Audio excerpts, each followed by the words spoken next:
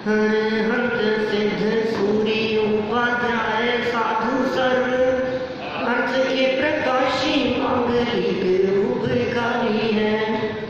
तिनको स्वरूप जाने राग तुम्हारी जो भक्ति काय को नवाई स्तुति को उचारी है।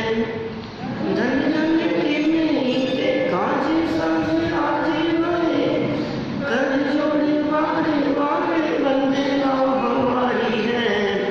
मंगल कल्याण सुख ऐसो हम चाहते हैं। हो मेरी ऐसी दशा जैसी तुम धारी है। हो मेरी ऐसी दशा जैसी तुम धारी है। हो मेरी ऐसी दशा जैसी तुम धारी है। ज्ञानी श्रावक के 12 व्रतों की अपनी यहाँ चर्चा चल रही थी। श्रावक के 12 व्रत कौन कौन से होते हैं? श्रावक के 12 व्रत 5 अणुव्रत, 3 गुणव्रत और 4 शिक्षा व्रत। 5 प्रकार के अणुव्रतों की चर्चा तो अपेक्षित विस्तार से हो चुकी है। फिर भी पुनः आप लोगों के स्मरण के लिए और सदा काल याद रखने की दृष्टि से, क्योंकि अणुव्रतों की चर्चा चलने पर आप जिस कदम पर भटक जाते हैं वो कदम ये है 5 पापों का एक देश त्याग। तो इसमें क्या हुआ? ये सही नहीं है बात। सावधानी की जरूरत है बहुत ज़्यादा। 2 कषाय चौकड़ी के अभाव जन्य अंतरंग निर्मलता और शुद्धि का नाम निश्चय से 5 अणुव्रत है। और उसके साथ में वर्तने वाले 5 पापों के एक देश त्याग के शुभ भाव का नाम व्यवहार से अणुव्रत है। और उस शुभ भाव के निमित्त से बाहर में होने वाली देहादि की प्रवृत्ति को उपचार में भी उपचार करके उपचरित असद्भुत व्यवहार नए से या असद्भुत व्यवहार नए से अणुव्रत कहने में आता है। बराबर ध्यान रखना ये बात। ये मार्मिक बात है, ये थोड़ी गहरी बात है जो ऊपर से विचार करने पर किसी को समझ में नहीं आती। अणुव्रत 5 कहे, 5 की चर्चा हो गई। अहिंसा अणुव्रत, सत्य अणुव्रत, अचौर्य अणुव्रत, ब्रह्मचर्य अणुव्रत और अपरिग्रह अणुव्रत। क्या होगा? परिग्रह परिमाण, ये सावधानी यहाँ होनी चाहिए। परिग्रह परिमाण अणुव्रत। चलो अब चलते हैं अपन क्या चीज? उपचार से भी उपचार का मतलब उपचरित असद्भुत। कहा ना मैंने अभी, उपचार में भी उपचार है। उपचार कहते हैं व्यवहार को, और उसमें भी और अधिक उपचार हो वो उपचरित असद्भुत। ऐसा चलिए 3 प्रकार के गुणव्रत की तरफ हम लोग आगे बढ़ते हैं। पेज नंबर है 22। ये जो पाठ अपना चल रहा है 6 नंबर का पाठ, गुणव्रत। दिग्व्रत, देशव्रत और अनर्थ दंड व्रत, ये 3 गुणव्रत कहलाते हैं। क्या क्या नाम हुए? दिग्व्रत, देशव्रत, अनर्थ दंड व्रत। मार्मिक है विषय, बहुत सुंदर विषय है, बहुत सुंदर चर्चा हो सकती है इस विषय के बारे में और जीवन उपयोगी है। पहले तो 3 नाम याद रखो। 3 नाम याद रखना भी बच्चों से कह रहा हूँ। दिग्व्रत, देशव्रत, अनर्थ दंड व्रत। अब ये तीनों की परिभाषा क्या है? ये गुणव्रत हैं। और गुणव्रत किसे कहते हैं ये बताओ? गुणव्रत किसे कहते हैं? बोलो। अणुव्रतों के रक्षण में ठीक है ना? अणुव्रतों के रक्षण में और उनमें अभिवृद्धि में जो सहयोगी हो वे 3 गुणव्रत हैं। नहीं समझ में आएगा? पाठ जहाँ प्रारंभ किया था वहाँ अणुव्रत, गुणव्रत और शिक्षाव्रत, इन तीनों की परिभाषाएं दी थी। ये तीनों की परिभाषा याद रखना। अणुव्रत की बात तो हो गई, 5 पापों के एक देश त्याग रूप, त्याग रूप शुद्धि, त्याग का भाव, त्याग की प्रवृत्ति, 3 बातें हैं वहाँ। अब ये अणुव्रतों के रक्षण, अणुव्रतों की रक्षा हो, आप अहिंसाणुव्रत की रक्षा कर पाएं, आप सत्याणुव्रत की रक्षा कर पाएं, आचौर्याणुव्रत आपका पल पाए, 5 पापों में प्रवृत्ति से बचने के लिए हिंसा, झूठ, चोरी, कुशील, परिग्रह, इन 5 पापों में प्रवृत्ति से बचने के लिए उनकी रक्षा रूप जो स्थिति होगी और अभिवृद्धि दृढ़ता से पालन के लिए बोले गुणव्रत होते हैं। गुणव्रत की परिभाषा याद रहेगी। अणुव्रतों की रक्षा और वृद्धि के लिए जिन नियमों का पालन किया जावे वे गुणव्रत है। अणुव्रतों की रक्षा और वृद्धि, इसके लिए जिन नियमों का पालन किया जावे गुणव्रत कहलाते हैं। 3 है ये। शिक्षाव्रत की तो बाद में करेंगे बात, पहले गुणव्रत की बात कर रहे हैं हम। दिग माने होता है दिशाएं। पहले व्रत का नाम क्या है? दिग्व्रत। तो दिग्व्रत, दिग माने दिशाएं, दिगंबर, दिग मतलब और अंबर मतलब वस्त्र, कपड़े। तो दिगंबर, दिशाएं ही जिनके वस्त्र हो, दिशाएं ही जिनके कपड़े हो, माने बाहर में कपड़े नहीं हुए, 10 दिशाएं ही जिनके वस्त्र हैं वे दिगंबर हैं। वस्त्र नहीं, दिगंबर, दिग्व्रत, दिशाओं की मर्यादा जहां ले ली जाए उसका नाम दिग्व्रत है। कैसे दिशाओं की मर्यादा? देखो आप क्या कह रहे हैं यहाँ, कषायांश कम हो जाने से कषाय कम हो गई, कषाय का अंश कम हो गया। गृहस्थ 10 दिशाओं में प्रसिद्ध स्थानों के आधार पर अपने आवागमन की सीमा निश्चित कर लेता है और जीवन पर्यंत उसका उल्लंघन नहीं करता है, इसे दिग्व्रत कहते हैं।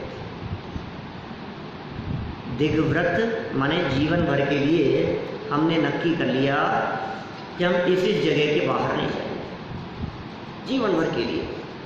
देश, नगर, जो भी, बहुत से लोग ऐसे हैं जिन्होंने दिग्व्रत ले लिया और कहा हम भारत की सीमाओं के बाहर नहीं जाएंगे।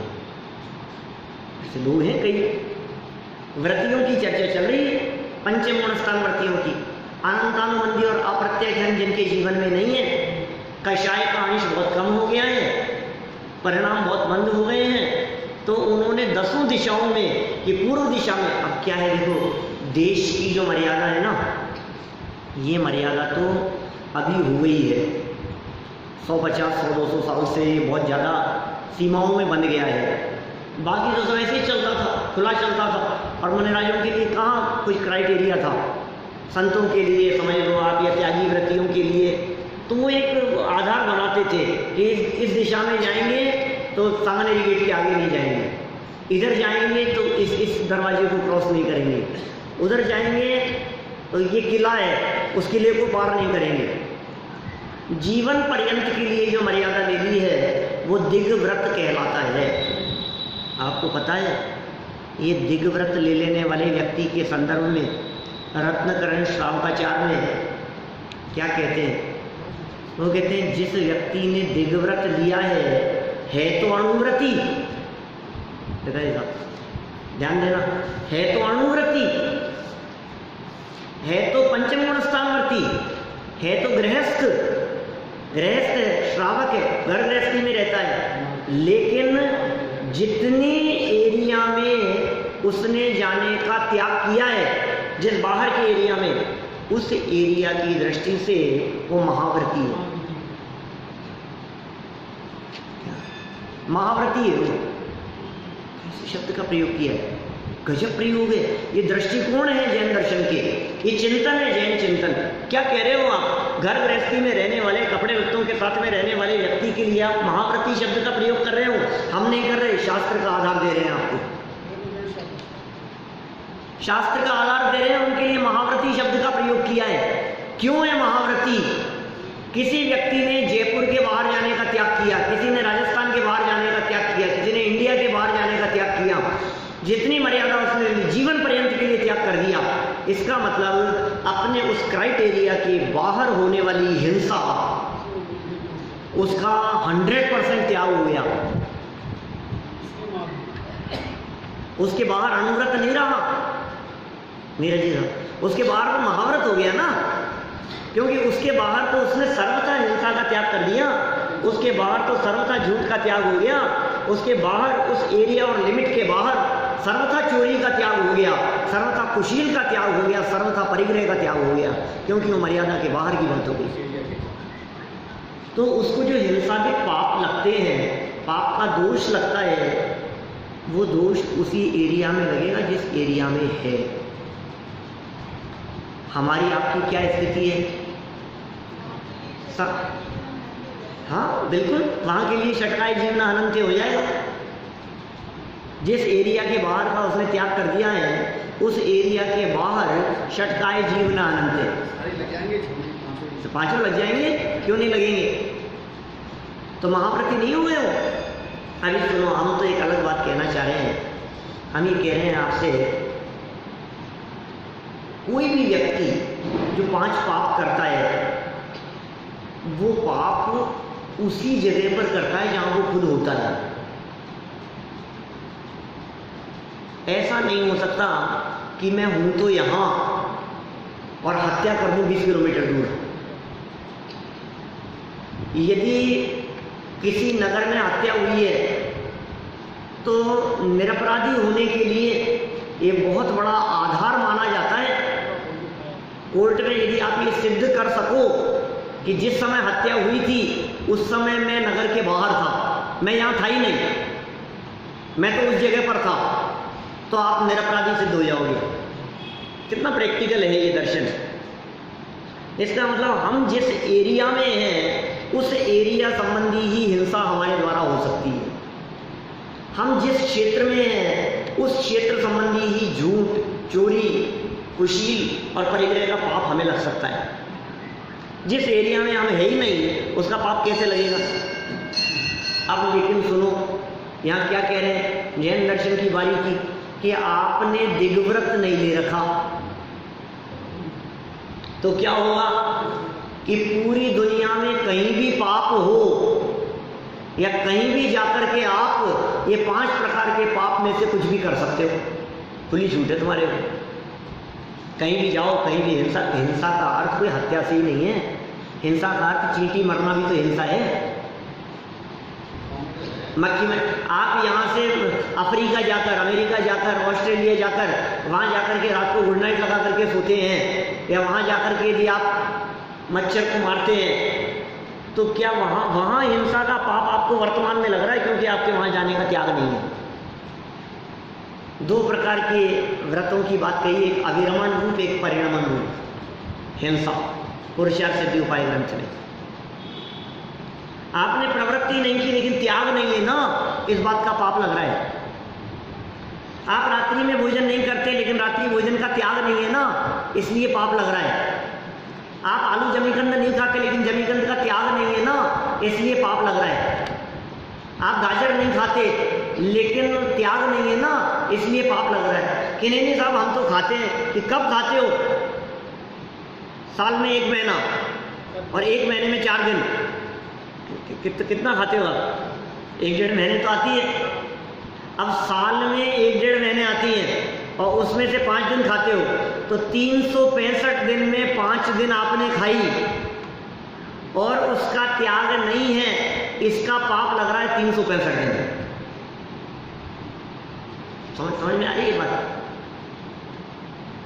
अरे आपके सामने आज गाजर का हलवा आ जाए तो आप खा सकते हो गेहूँ, हाँ मेरे तो त्याग नहीं। और 4 महीने बाद आए तो खा सकते हैं, मेरे तो त्याग नहीं। तो साल भर ही नहीं है ना। समझ में आ रही है बात आपको? तो गाजर का तो एग्जाम्पल दिया है, इस तरह की सब कुछ किसी भी बात में लगाई जा सकती है बात। तो देखो, अणुव्रतियों को महाव्रती कह करके पुकारना ये जैन दर्शन की विलक्षणता है। क्योंकि जिस एरिया के अंदर हमने दिग्व्रत ले लिया कि इस सीमा के बाहर हम नहीं जाएंगे, उस सीमा के बाहर होने वाले 5 पापों की निवृत्ति उसी प्रकार है जिस प्रकार एक महाव्रती मुनिराज को 5 पाप की निवृत्ति होती है। इसलिए महाव्रती कह करके पुकारा है। बहुत बड़ी चीज है क्या? मुझे तो नहीं दिखती है, लेकिन जो कर सकते हैं वो कर सकते हैं। दिग्व्रत हम तो इतनी मर्यादा जरूर ले सकते हैं कि आधुनिक विश्व से बाहर नहीं जाएंगे। क्या अभी वो आगे वो सेकंड नंबर। दिग्व्रत के अंदर क्या बात कही इस जगह तक, लेकिन जिनको लगता है लाइफ में कभी भी देश की सीमा छोड़ करके बाहर जाने की संभावना नहीं लगती, संभावना दूर दूर तक, क्योंकि ध्यान रखना परिणाम बिगड़ने का पाप लगेगा। आज आपने प्रतिज्ञा ले ली मास्टर साहब इंडिया से बाहर नहीं जाएंगे, और कल आपका बेटा बाहर चला गया और उसने कहा आ जाओ फौजी। अब आप कह रहे हो साहब प्रतिज्ञा ले ली है मैंने, तो क्या करूं यार, मैंने भी अच्छी ले ली थी प्रतिज्ञा, क्या ये तो बहुत समस्या हो गई। तो आप सोच समझ कर ले लीजिए। हाँ, लेकिन यदि आपको दूर दूर तक लग रहा है ऐसा, कहीं भी किसी भी तरह की संभावना नहीं है, आपकी उम्र है इतनी, मान लीजिए 60, 65, 70 के पार आपकी उम्र हो गई है, अब आपको कोई संभावना नहीं है, न तो आपके परिणाम हैं जाने के और न कोई संबंध है कोई इस तरह का, तो आप ऐसी प्रतिज्ञा दिग्व्रत संबंधी ले सकते हैं। लेकिन ध्यान रखना असली प्रतिज्ञा तो 2 कषाय चौकड़ी के अभावजन्य होगी। ये तो प्रैक्टिस है क्या? और इसे व्रत भी नहीं कहते, क्योंकि सम्यक दर्शन के बिना 2 कषाय चौकड़ी के अभाव के बिना व्रत होते ही नहीं है। तो क्या समझना, बस ठीक है प्रैक्टिस, उपचार में उपचार कहने के लिए इतना समझ लीजिए आप। दिग्व्रत समझ में आ गया।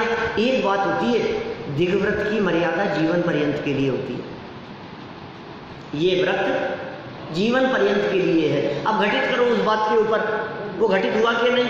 कौन सा? अणुव्रतों की रक्षा के लिए और अणुव्रतों में वृद्धि के लिए, दृढ़ता से पालन के लिए गुणव्रत होते हैं। हो गया, सब लागू हो गया उसके ऊपर। हिंसा, झूठ, चोरी, कुशील, परिग्रह 5 पापों के अंदर दृढ़ता से त्याग हो गया, विशुद्धि के लिए हो गया, निर्मलता के लिए हो गया। चलो एक हो गया, याद रखना। अभी यदि आपसे ये पूछे आर्जव जैसे बच्चों से और छोटे बच्चों से यदि बात करें हम, तो हम पूछ सकते हैं दिग्व्रत किसे कहते हैं? आप क्या कहेंगे? 10 दिशाओं में जीवन पर्यंत के लिए, लाइफ टाइम के लिए जाने आने की मर्यादा निश्चित कर लेना। 10 दिशाओं में इतनी हाइट से ऊपर नहीं जाएंगे, लाइफ टाइम 7 मंजिल नीचे नहीं जाएंगे, इससे इतनी तो मर्यादा ले सकते हो क्या? ऊपर नहीं, नीचे कह रहा हूँ, 7 साल घर नीचे, एक के नीचे एक, इससे ज़्यादा तो नहीं उतरेंगे। क्या बात कर रहे हो आप? ये जो मेट्रो स्टेशन बनते हैं ना, चलते हैं, आपको अंदाजा नहीं है कितनी गहराई में नीचे उतर करके चलते हैं। क्या 4-4 मंजिल नीचे उतर जाते हैं? और कितनी, और उनकी हाइट कितनी होती है? एक मंजिल की हाइट देखो तो आपको ऐसा लगेगा। तो सोच समझ करके लेना भाई, कोई भी प्रतिज्ञा यदि आपके द्वारा ली जाती है, तो कोई संकल्प लिया जाता है, तो मैं तो परिभाषा याद करने की दृष्टि से कह रहा हूँ। जीवन पर्यंत के लिए 10 दिशाओं में जाने आने की मर्यादा निश्चित करना, वो दिग्व्रत कहलाता है। ठीक है। 10 दिस गमन प्रमाण ठान, तस सीम न नाखे, ताहू में फिर, अब उसके आगे, ताहू में फिर ग्राम गली गह भाग बजारा, गमना गमन प्रमाण ठान अन सकल निवारा। याद तुम्हारे को, मैंने इसकी मर्यादा ले लेना, उसमें भी और अधिक मर्यादा देशव्रत। आप कह रहे थे ना सब रोज लेने की बात, लिमिटेड टाइम के लिए, लिमिटेड एरिया के लिए, ये आगे वाला। इसका नाम है देशव्रत। क्या कह रहे हैं? दिग्व्रत की बांधी हुई विशाल सीमा को, एक सीमा तो हमने लाइफ टाइम के लिए बांध ली, जीवन भर के लिए, इससे आगे नहीं, ये तो लाइफ टाइम के लिए। उस विशाल सीमा को घड़ी, घड़ी क्या होता है? समय नहीं, घड़ी मतलब होता है 24 मिनट की एक घड़ी, घड़ी। घंटा 60 मिनट का, घटी 24 मिनट की, घड़ी घंटा 60 मिनट, दिन 24 घंटा, सप्ताह, माह आदि काल की मर्यादा पूर्वक और भी सीमित कर लेना, ये देशव्रत है। जीवन भर के लिए तो हमने त्याग कर दिया था, लेकिन पौन घंटे के लिए हमने त्याग कर दिया कि मंदिर से बाहर नहीं जाएंगे। 1 घंटे के लिए चाहे फोन आए, चाहे किसी का मरण हो, चाहे बेटा गिर जाए, चाहे किसी का एक्सीडेंट हो जाए, कोई भी खबर आए, हम 10 बजे पहले जिन मंदिर के बाहर नहीं निकलेंगे, दरवाजे के बाहर नहीं निकलेंगे, ऐसा हमने त्याग कर दिया। देशव्रत है। पौन घंटे के लिए त्याग कर दिया, 1 घंटे के लिए त्याग कर दिया, 6 घंटे के लिए त्याग करके बैठ गए, 1 दिन के लिए त्याग करें। आज चतुर्दशी है, आज चतुर्दशी को हम जौहरी बाजार क्रॉस नहीं करेंगे। क्या? आज चतुर्दशी है, आज चतुर्दशी के दिन हम चारदीवारी के बाहर नहीं जाएंगे। हम तो रहते ही बाहर ही हैं। दूर दूर से आते हैं यहाँ के लोग, कॉलोनियों से, इतने दूर दूर से आप लोग आते हैं यहाँ, तो मैंने, लेकिन फिर भी आप अपनी कॉलोनी से बाहर नहीं निकलेंगे। संयम ले लिया। 10 लक्षण पर्व चल रहे हैं, अष्टानी का पर्व चल रही है, अष्टानी का पर्व चल रहे हैं। हम ट्रेन में नहीं बैठेंगे, हम गाड़ी में नहीं बैठेंगे। 10 लक्षण पर्व चल रहे हैं। 10 दिनों के लिए आवागमन का त्याग है हमारा, 10 दिनों के लिए वाहन का त्याग है, 10 दिनों के लिए शहर छोड़ करके नहीं जाएंगे। ऐसी प्रतिज्ञाएं ले लेते हैं सब, बहुत लोग। 10 लक्षण पर्व चल रहे हैं सब, 10 दिन के लिए हम शहर छोड़ के नहीं जाएंगे, शहर में ही रहेंगे। जिस गांव में उसी गांव में रहेंगे। ये मर्यादा मानी हमने 10 दिन के लिए। कोई भादवे की मर्यादा मान लेंगे, तो भादवा चल रहा है सब, भादवे तो हमारा इस चीज़ का त्याग है। कोई चौमासे की प्रतिज्ञा ले, मनोरंजन की होते हैं सब, चौमासा एक जगह पर, एक नगर में 4 महीने रहने की प्रतिज्ञा है। 4 महीने एक ही नगर में रहेंगे, उसमें भी स्थान बदल सकते हैं। तो ये क्या कहलाता है? ये देशव्रत कहलाता है। समय की मर्यादा के आधार पर क्षेत्र की मर्यादा है। पाप का त्याग वही है जो दिग्व्रत में जिन पापों का त्याग किया था, देशव्रत में भी उसी का त्याग किया है। याद रखना नाम, पहले का नाम क्या है? आवाज नहीं आ रही है? सबको नहीं आ रही आवाज? दूसरा देशव्रत, तीसरा अनर्थ दंड व्रत, अनर्थ दंड व्रत, दिग्व्रत, देशव्रत, अनर्थ दंड व्रत। दिग्व्रत में जीवन पर्यंत की मर्यादा, देशव्रत में निश्चित समय की मर्यादा। दिग्व्रत लेते समय बहुत बड़ी सावधानी रखने की जरूरत है। देशव्रत की प्रतिज्ञा तो याद रहती है, दिग्व्रत की प्रतिज्ञा भूल जाते हैं। जो प्रतिज्ञा जीवन भर के लिए ली जाती है ना, फिर आज तो प्रतिज्ञा ली, 2-5 साल में भूल जाऊंगी क्या लिया था, पता नहीं, ध्यान ही नहीं कहाँ तक की थी। और देखो और सुनो, जीवन पर्यंत के लिए प्रतिज्ञा लेने में इतनी सावधानी रखने की ज़रूरत है।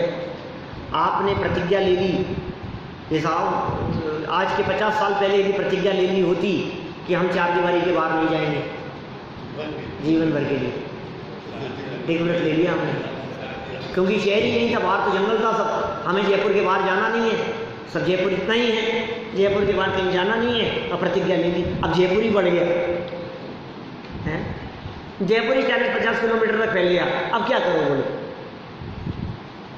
इसलिए कितनी जिम्मेदारी का काम है, कितना सावधानी का काम है। जमाना बदल रहा है, युग बदल रहा है। अभी इनके अत्याचारों वगैरह की जब चर्चा की है शास्त्रों में, तो उसमें तो इतनी सावधानी तक की चर्चा की है कि जो जाने आने की मर्यादा संबंधी जो बात कही है, क्योंकि ये अणुव्रतों की सुरक्षा और वृद्धि के लिए है, इसलिए आप पत्र नहीं लिख सकते उस मर्यादा के बाहर, किसी व्यक्ति को भेज नहीं सकते उस मर्यादा के बाहर। क्या आनयन प्रेष्य प्रयोग क्या ऐसे ऐसे प्रयोग किए, शब्द रूपानुपात पुद्गल क्षेपः, मंगवाना, आपने इंपोर्ट कर ली किसी चीज को बाहर से, हमारे तो क्या है लेकिन बाहर की चीज मंगवा ली, दोष है, फिर बाहर हिंसा का पाप लग रहा है आपको। फोन से भी, हाँ वही, फोन है, चिट्ठी है, ईमेल है, इंटरनेट है, आप वहाँ सर्च कर रहे हो आप, क्योंकि आपकी पाप की सीमा उसके बाहर चलेगी, क्योंकि आज का ज़माना बहुत बदल गया है। लेकिन ये जो ज़माना बदला है, इस बात को मद्देनजर रखते हुए उमा स्वामी आचार्य ने जो संकल्प दिलाए, उससे सब निभ जाती है सारी बात। उन्होंने कहा आनियन प्रेष्य प्रयोग, न तो मंगाना न भेजना। शब्द रूपानुपात पुद्गल क्षेपः, पत्थर फेंक करके किसी को, ज्वारी बाजार तक की मर्यादा थी, ज्वारी बाजार नहीं लाऊंगा, अब सामने कोई व्यक्ति है, दूर पत्थर फेंक करके उसको इशारा कर दिया, पतंग उड़ा करके वहाँ भेज दी, संदेश भेज दिया, ये नहीं चलेगा कुछ भी। कबूतर उड़ा दिया, चिट्ठी भेज दी, ये सब उसमें शामिल है। उस जमाने में कबूतर के गले में चिट्ठी बांध करके उसे प्रदेश भेज दिया, दूसरे शहर में जा करके। कितने ट्रेंड होते थे कि वो पर्टिकुलर उस व्यक्ति के पास में उस जगह पर पहुंचा करके आए, कोई जगह दिखा करके लाया होगा उन पक्षियों को। कैसे हो जाता था वो, सैनी पंचेंद्री है, जगह जगह जा करके दिखा करके तो नहीं ला सकते, वहाँ जाना, फिर ऐसी जगह, फिर ऐसी जगह, उस कबूतर को साथ में लेकर के जाएं कि देख फिर मैं वहाँ जा करके भेजूंगा तुझे। लेकिन कैसे काम करते थे, ये सब तो देखी है ना, सुनी तो है ही हमने ये सारी बातें, इतिहास में मिलती है ऐसी चर्चाएं। देखो, दिग्व्रत और देशव्रत, मार्मिक बातें ध्यान रखना दोनों के संबंध में। घड़ी घंटा काल आदि की मर्यादा, रोज की मर्यादा भी ली जा सकती है। रोज की रोज मर्यादा ले ली हमने, जाने आने की मर्यादा ले ली, सुबह उठ करके 6 बजे हमने मर्यादा ले ली, आज इससे बाहर नहीं जाएंगे, तो उससे बाहर का आज के लिए आपके वो 5 पापों का त्याग हो गया है। कितनी अच्छी बात है, उपयोगी है, कर सकते हैं। अनर्थ दंड व्रत, ये बहुत खतरनाक है थोड़ा सा। क्या नाम है इसका, नाम क्या है भाई, क्या नाम है भाई पीछे, अनर्थ दंड व्रत, अनर्थ दंड व्रत, ऊपर के 2 नामों से तो अर्थ निकल गया। दिग व्रत, दिशाओं की मर्यादा, देश व्रत माने दिग था पहले तो दिशाओं में ले लिया अपन ने, अब देश कहते हैं एक लिमिटेड एरिया, देश क्षेत्र, उसमें बांध दिया, वो हो गया देश व्रत। अब तीसरे का नाम थोड़ा सा कठिन है, बोलने में भी कठिन लगता है। क्या समझा रहा हूं मैं, अन अर्थ दंड और व्रत, क्या कहा भैया, अन अर्थ दंड, अनर्थ दंड, बिना मतलब के दंड। क्या, अन माने नहीं, अर्थ, अर्थ शब्द का मतलब होता है प्रयोजन, मतलब। कपिल भाई क्या समझना, अन अर्थ, तो अनर्थ मतलब बिना मतलब, और दंड सजा, बिना ही मतलब सजा मिल गई। मैं जबरदस्ती चक्कर में उलझ गया, मेरा कुछ लेना देना नहीं, कुछ नहीं, जबरदस्ती मेरे डंडे पड़ गए। वो पुलिस वाले वहाँ उन लोगों को भगा रहे थे, अब मैं उधर बाजार से निकल रहा था, मेरे जबरदस्ती पड़ गए। हाँ समझ रहे कि साहब ये बिना मतलब क्यों हुआ, ये अनर्थ दंड कि तुमने ऐसा काम क्यों किया जो बिना मतलब का काम हो। बिना मतलब का काम, कितने काम ऐसे हैं अपने लाइफ में, सुबह से शाम तक यदि आप देखोगे तो आपको समझ में आएगा ये बिना मतलब के हैं, मैं क्या कर रहा हूँ। बैठे बैठे यहाँ बैठे हैं, अब बैठे बैठे कुछ भी कर रहा है, क्या ध्यान दंड है, समझ में आ रही है आपको। ये यहाँ से उठाएगा इसको और इसको, बैठे बैठे धागा खींचता रहेगा, दूध में बैठेगा तो उसको उखाड़ता रहेगा। व्रती लोग तो उसके सावधानी रखते हैं, बैठते ही नहीं है, जाते ही नहीं है। लेकिन आप हमारी यदि हम बात करें तो कुछ ना कुछ, पेन यदि हाथ में है तो किताब में लकीरें करते रहोगे, कुछ ना कुछ डिजाइन बनाते रहोगे, कुछ ना कुछ चलता रहेगा। अरे किताब में बने तो बने, ये चद्दरों के ऊपर स्वाध्याय सभाओं में, प्रवचनों में, जैन मंदिरों की चद्दरों के ऊपर ये लकीरें मिलते हैं आपको, फूल पत्तियां बनी हुई मिलती हैं जगह जगह, क्योंकि पेन किसी के हाथ में आता है तो बैठे बैठे कुछ ना कुछ बनाते रहते हैं। ये काम उचित नहीं है। बुजुर्गों से ये बात सुनी होगी, पहले हमने भी सुनी थी, बेटा कुर्सी पर बैठकर पैर नहीं हिलाते। क्या सब बड़े बुजुर्ग ये बातें बोला करते थे, कुर्सी पे बैठ करके पैर नहीं हिलाते। हमसे भी कहते थे, आप लोगों से भी कहते होंगे, और आप ये कहते हैं उससे क्या हो गया, उसमें क्या हो गया। अनर्थ दंड है, निष्प्रयोजन की क्रियाएं, बिना प्रयोजन की क्रियाएं। वायु का एक जीवों की भी विराधना हो रही है, बिना ही मतलब, पैर हिला रहे हो, पैर चला रहे हो, कुछ भी, पत्थर ही फेंक रहा है जबरदस्ती, कुछ लेना देना नहीं है, तो पत्थर उठा करके फेंक रहा है, अनर्थ दंड है। नदी किनारे बैठा है और पत्थर उठा करके तालाब किनारे फेंके जा रहा है, कुछ मतलब नहीं है, उठा रहा है, फेंक रहा है, उठा रहा है, फेंक रहा है। रोड पर से चल रहे हैं और चलते चलते पेड़ के ऊपर लपक रहा है, कुछ मतलब नहीं। सीधे सीधे चलते चलते क्या कर रहा है, एक टेबल के ऊपर चढ़ा, फिर उसके ऊपर छलांग लगाई, फिर उधर से उधर, सीधे सीधे चलने भी तो क्यों क्यों क्यों पाप कर रहा है? ये कौन से पाप है? ये इतने सारे बच्चे बैठे हैं इसलिए कह रहा हूं मैं ऐसी बात। ये अनर्थ दंड है। माने जिस क्रिया से, जिस प्रवृत्ति से किसी भी तरह का कुछ संबंध नहीं हो। अरे कॉलर खाते रहते बच्चे ऐसे, क्या कागज खाते रहते हैं, अंगूठा खाते रहेंगे, कुछ लोग नाखून नाखून कुतरते रहेंगे ऐसे, कुछ लोग दांत से नहीं कुतरेंगे तो हाथ से ही हो जाते रहेंगे, उसको तोड़ते रहेंगे। सब तरह की बातें हैं उसमें, एक नहीं। मैंने तो चर्चा शुरू की है, मैं तो कई दिनों तक चर्चा करूं। अनर्थ दंड की ऐसी है बात, जीवन सुधार के लिए अनर्थ दंड की चर्चा। फिर आप कहते हो मेरे साथ ही ऐसा क्यों हो रहा है, कि तुमने क्या किया, तुम्हें कुछ अंदाजा है? वायु का एक जीवों की विराधना, अग्नि का एक जीवों की विराधना, बिना मतलब गैस जल रही है, बिना मतलब लाइट जल रही है, बिना मतलब पंखा चल रहा है, आपको पता नहीं है, उसमें असंख्यात जीवों की विराधना हो रही है। बिना मतलब टीवी चल रहा है, पर आप बैठे हुए इस कमरे में और लाइट जल रही है उस कमरे की, आपको उसका पाप लग रहा है, क्योंकि उस बिजली के बनने में आपको अंदाजा है कैसे बनती बिजली, कितनी हिंसा होती है उसमें, कितने पाप से बनती है, कितनी हिंसा से बन रही है। और उसके निर्माण में तो हिंसा हुई है, उस बिजली में भी प्रति समय असंख्यात अग्नि का एक जीवों की विराधना हो रही है, और हमने जली छोड़ दी, उसको जलती छोड़ दी। और मंदिर का भगवान ही मालिक, ऐसे चलता है। जल का एक जीवों की विराधना से बचे, नल चलता हुआ नहीं छोड़े, आप सावधानी रखें। गैस जला रखी तो जलती नहीं छोड़े, गैस जला करके दूसरा काम नहीं करें, आप बंद करें।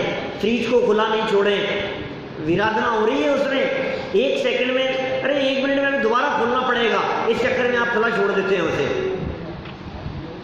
दोबारा खोल सकते हैं आप। बिना मतलब गाड़ी चलाना, बिना मतलब दौड़ना, बिना मतलब की चर्चाएं करना, 5 प्रकार के अनर्थ दंड कहे। मैंने कभी यहाँ चर्चा पढ़ी नहीं है। गैस में जो बर्नर होता है ना पत्थर, हाँ, उसको उठा करके उसमें फूंक देके बाहर निकाल। हाँ, सावधानी की बात है। रात्रि के समय गैस जलाने का विधान नहीं है हमारे यहाँ जैन परंपरा में। रात्रि में गैस क्यों जलाते हैं? चूल्हा जलाने का क्या काम है रात्रि में? लेकिन यदि कोई जलाए, मान लो किसी प्रसंग में है, कोई ऐसी ही कोई इमरजेंसी हो, तो आप उस बर्नर को फूंक देकर, क्योंकि उसमें जीव हो सकते हैं रात्रि में, वहाँ उसको फूंक दे करके वहाँ से जीवों को हटा करके फिर उसे जलाएं। यहाँ देखो मैं पैराग्राफ पढ़ता हूँ, समय सीमित है हमारे पास में। अनर्थ दंड के संदर्भ में बहुत प्रकार की बातें करनी है, इतनी तरह की बातें कर सकता हूँ अनर्थ दंड के संदर्भ में। आप इस प्रवृत्ति के त्याग के संदर्भ में लोग जीवन पर्यंत साबुन का त्याग कर देते हैं। मैं जीवन पर्यंत की बात तो नहीं कह सकता, लेकिन अष्टमी के दिन, चतुर्दशी के दिन आप शैम्पू का त्याग कर सकते हैं, आप साबुन का त्याग कर सकते हैं।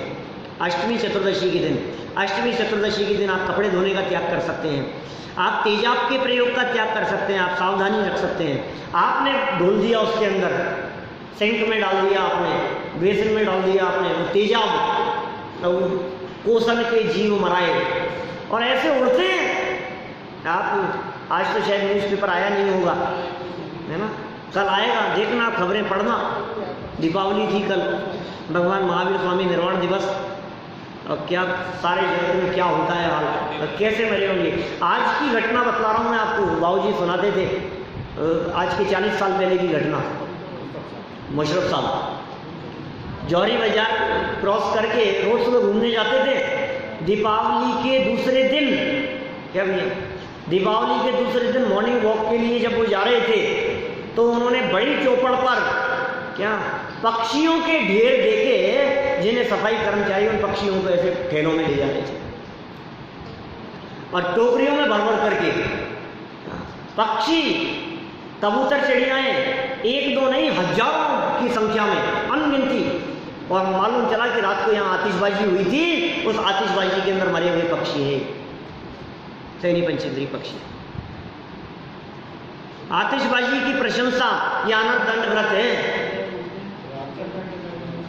उसको देखना और उसकी प्रशंसा करना खामखा का पाप है, यह अनुमोदना का पाप है, बिना ही मतलब का पाप। बैठे बैठे बांध रहा है, अरे मजा आ रहा है, अरे मजा आ रहा है, उसने फोड़ा, अरे क्या मजा आया, मजा आया, देखने में तो मजा आता है। मजा आता है जब उसमें झुलसेगा ना आग में तो मजा आया, फिर तो पता लगेगा क्या होता है, ये पीड़ा क्या चीज है। अपने बच्चे जले, तू जलेगा तब तुझे पता लगेगा। भस्म हो, राख हो जाते हैं, डेड बॉडी नहीं मिलती है, इस तरह राख हो जाते हैं छोटे छोटे से जीव, और उसमें मर करके। देखो भाई क्या लिख रहे हैं यहाँ, पंक्तियाँ पढ़ता हूँ, सीमित समय, थोड़ी बहुत चर्चा, फिर शिक्षा व्रत की चर्चा करेंगे कल, क्योंकि बहुत ज़्यादा खींचना मेरे को अच्छा नहीं लगता। आज गुण व्रत की चर्चा हो गई। देखो, बिना प्रयोजन अनर्थ कहते हो ना, और साहब क्या अनर्थ हो गया, अनर्थ हो गया मतलब बिना ही मतलब खामखा में हिंसादि पापों में प्रवृत्ति करना, बिना प्रयोजन प्रवृत्ति करना, बिना प्रयोजन गैस जलाना, बिना प्रयोजन बच्चे ऐसे ही माचिस लेते हैं और बैठे बैठे माचिस की तिल्ली जला जला करके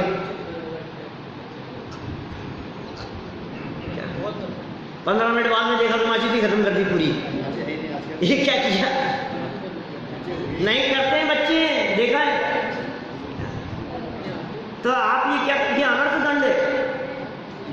घर घर कल हुआ होगा लोगों के घरों में, हमारे यहाँ तो नहीं जलते दीपक, लेकिन घर घर जाकर के लोग दीपक रख करके आते हैं। पहले शहर में रहते थे तो आस पड़ोस में रख करके जाते थे, एक एक घर में जाएंगे, वहाँ जाकर के दीपक 50-60 दीपक जलाएंगे, फिर एक एक दीपक एक एक पड़ोस में जा करके एक एक के घर में रख करके आएंगे। अग्निदान है वो, हिंसा दान है वो, हिंसक चीज है वो। आप दूसरे के घर में जाकर के दीपक रखे आए और वहाँ जाकर के उससे आग लग गई तो उसका पाप आपके माथे है।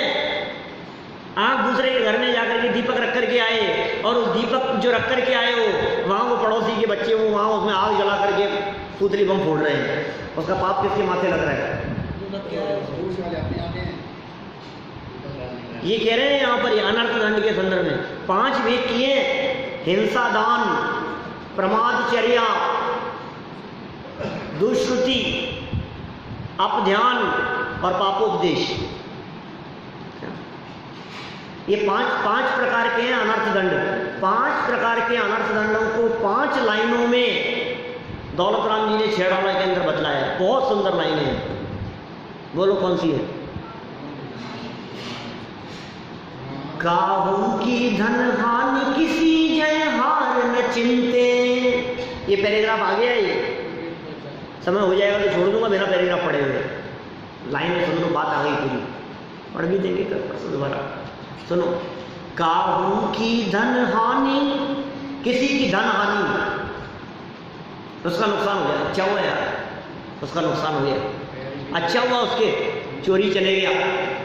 ऐसे चोरी हो जाती है। आजकल जो चोरी होती है वो टेक्नोलॉजी की चोरी चलती है।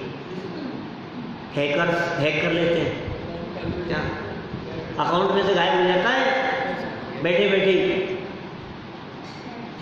कल घटी घटना, तो ऐसे हो जाता है इस तरह का। तो ये क्या कह रहे हैं यहाँ पर, किसी की जय पराजय के संबंध में, किसी की लाभ हानि के संदर्भ में, उसके बारे में चिंतन। समझ लो आप क्रिकेट मैच चल रहा है और ये जीत जाना चाहिए, ये हार जाना चाहिए, तो तेरे को क्या लेना देना है, तो खाम में भूल जाए उस चक्कर में।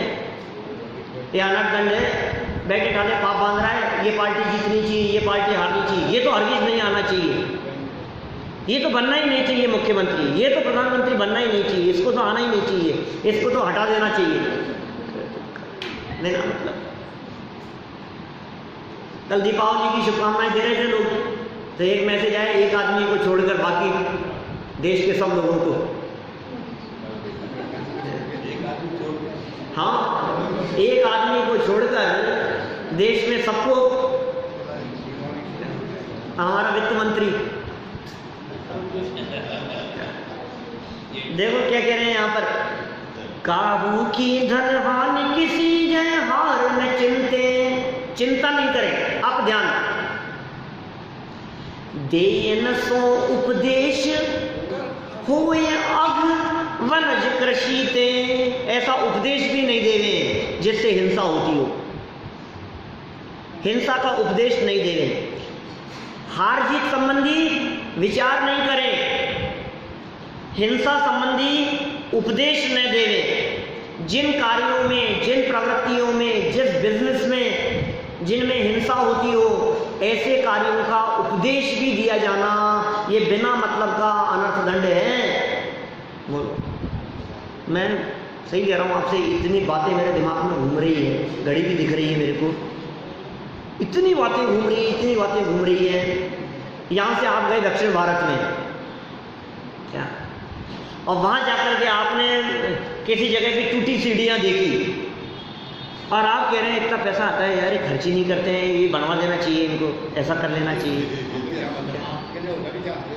अब तुम्हारी न वहाँ चलती है, न तुम किसी को कहने वाले हो, न तुम्हारा कुछ होने वाला है, कुछ भी नहीं होने वाला है, लेकिन तुम निर्माण कार्य का जबरदस्ती अनर्थदंड कर रहे हो। उस निर्माण से होने वाली जो हिंसा है, क्योंकि निर्माण कार्य ऐसे ही तो नहीं होते हैं ना, कितनी हिंसा होती है उस कार्य के निर्माण में। आप गए यहाँ से भोपाल, आप गए यहाँ से मालूम कहीं भी, जिंदगी में एक बार गए हो, वहाँ दोबारा कभी जाओगे नहीं, और उस जगह पर देख करके, उनकी जगह को देख करके उनमें सुधार और बिगाड़ की सोचते हो, ऐसा हो जाना चाहिए, ऐसा कर लेना चाहिए, तो क्या लेना देना है तुम्हारे को ऐसा चिंतन, ये अनर्थदंड है।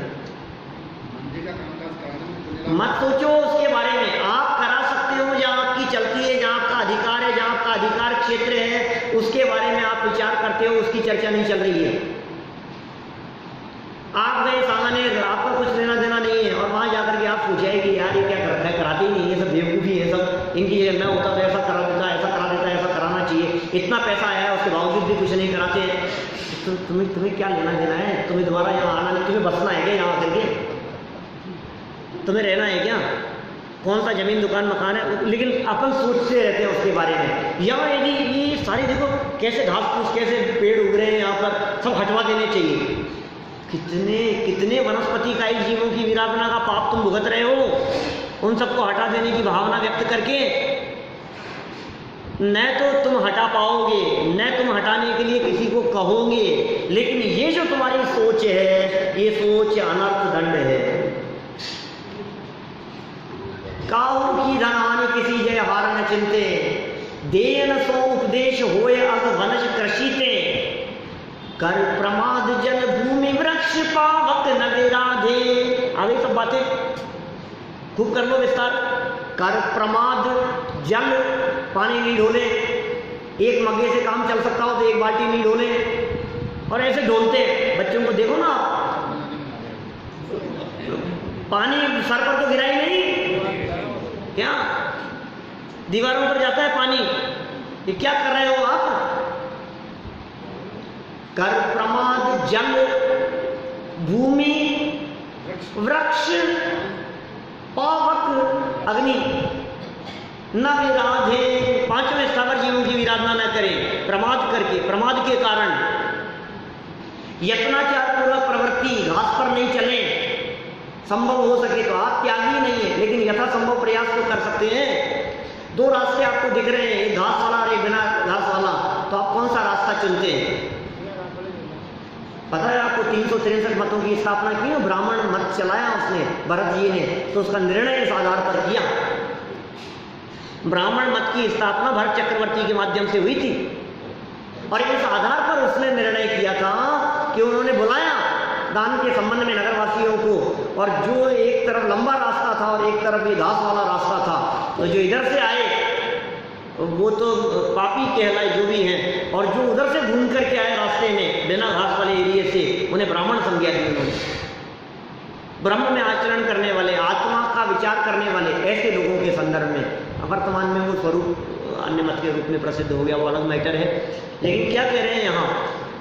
कर प्रमाद जल भूमि वृक्ष पावक न विराधे।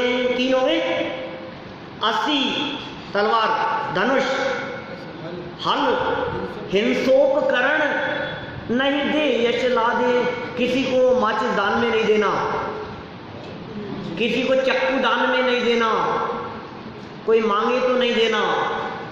ये अग्नि का दान है, ये हिंसक वस्तुओं का दान है। किसी व्यक्ति ने, पड़ोसी ने आपसे ब्लेड मांगी तो वो ब्लेड मत देना उसको। कि क्या बात कर रहे हो, ब्लेड देने में क्या हो गया? तुमने ब्लेड दी और उसने अंदर जाकर के अपने हाथ की नस काट ली उस ब्लेड से, आत्महत्या कर ली। क्या करोगे? ये शास्त्र निषेध कर रहे हैं अनर्थ दंड के संदर्भ में। ये कह रहे हैं हिंसा जिन पदार्थों से होती हो, ऐसी हिंसक वस्तुएं, हिंसक साधन, ऐसे पदार्थ ये दान नहीं देना, देना नहीं किसी को। और ये जो घर घर जाकर के दीपक जलाने की बात प्रथा है दीपावली के समय, ये हिंसा दान है, ये अनर्थ दंड। शास्त्र आधार से बात कर रहा हूं। कर प्रमाद जल भूमि वृक्ष पावक न विराधे, अस्थि धनु हल हिंसोपकरण नहीं दे यश लाधे। और सबसे इंपॉर्टेंट, राग द्वेष कर तार कथा कहूं न सुनीजे। ये 5 तो मुख्य रूप से कह दिए। और हूं अनर्थ दंड है तो अघ तिन्हें न कीजे। और भी अनर्थ दंड के हेतु कितने प्रकार के अघ और पाप हो सकते हैं। हे जीव सावधान रहना, वो अपनी लाइफ में नहीं होने चाहिए। बहुत स्थूल रूप से मोटी मोटी चर्चा मैंने आप लोगों के बीच में की है। थोड़ी बहुत चर्चा को आगे बढ़ाऊंगा अगले प्रवचन में, और फिर आगे बढ़ेंगे हम। इन सारी बातों का असली त्याग और विशुद्ध रूप से सावधानी तो तब हो सकती है जब अंदर में अनंतानुबंधी और अप्रत्यक्षानावरण का अभाव हो। हम सभी का प्रयास ऐसा हो, अंतरंग शुद्धि पूर्वक बाह्य प्रवृत्तियों में भी निर्मलता हो। इसी भावना से मैं बात को यही